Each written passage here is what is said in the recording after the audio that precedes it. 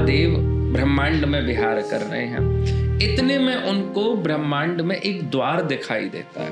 वो द्वार से आगे बढ़ जाते हैं। आगे बढ़कर वह गोलोक के द्वार पर जाकर खड़े हो जाते हैं। तो वहां पर चित्रलेखा और तुंग विद्या खड़ी मिलती हैं। ओके। ये श्री जी की सखियां हैं। ठीक है। चित्रलेखा और तुंग विद्या कहती हैं कि प्रभु कहाँ? तो बोलते हैं कि आप परिचित नहीं है, हम महादेव हैं और कहीं भी हमारा मार्ग रोकना सही बात नहीं है।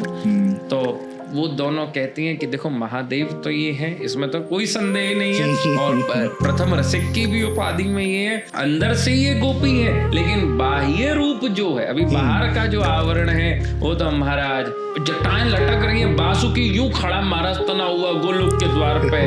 तब अष्ट सखी में प्रधान सखी श्री ललिता सखी की शरण में वो तुंग विद्या और चित्रलेखा गई और जाकर हाथ जोड़कर निवेदन करके बोले कि ऐसे ऐसे महादेव आए, बाह्य रूप का ये आवरण है। ललिता सखी बोली कुछ मत करो। ललिता सखी बाहर आई।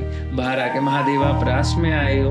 महादेव बोले हाँ मैं रास में आया हूँ। तो बोले ठीक है, आपको पता है अभी श्री राधा रानी की चुटिया बना रहे हैं ठाकुर जी।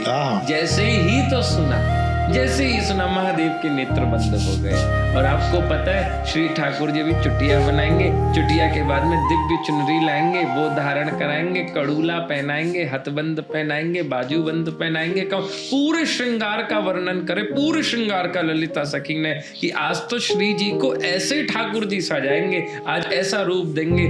महादेव नित्य प्रति अन्नपूर्णा मैया से भिक्षा मांगते हैं खप्पर उठा के। अपना खप्पर उठाया, उठाकर बोला कि आज आप मुझे खप्पर में दान में अन्न मत दो, आज आप मुझे खप्पर में दान में गोपी का भेष दे दो। तब अन्नपूर्णा मैया ने कृपा करी और महादेव को गोपी वस्त्र धारण करवाए। अब बढ़िया दाढ़ी मूछ वाली गोपी आके महाराज फिर खड़ी हो गई। तो अब कहा कि अब मेरा प्रवेश करवाओ। बोले देखो एक बात तो सत्य है कि अब आप बाह्य रूप से भी गोपी हो, आंतरिक रूप से भी गोपी हो, परंतु इस गोपी इस सखी तत्व से परिचय कराने वाली कौन? तो उन्होंने कहा ललिता सखी।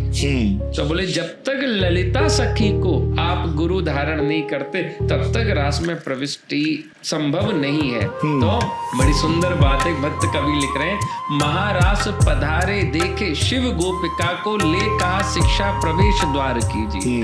बिना दीक्षा के प्रवेश अतरंग नहीं, गुरुओं के गुरु आज चेला बन लीजिए। तो महादेव को वहां श्री ललिता सखी ने एक गोपी भाव की दीक्षा प्रदान करी। वही ललिता सखी कलियुग कलिकाल खंड में स्वामी श्री हरदास पधारे।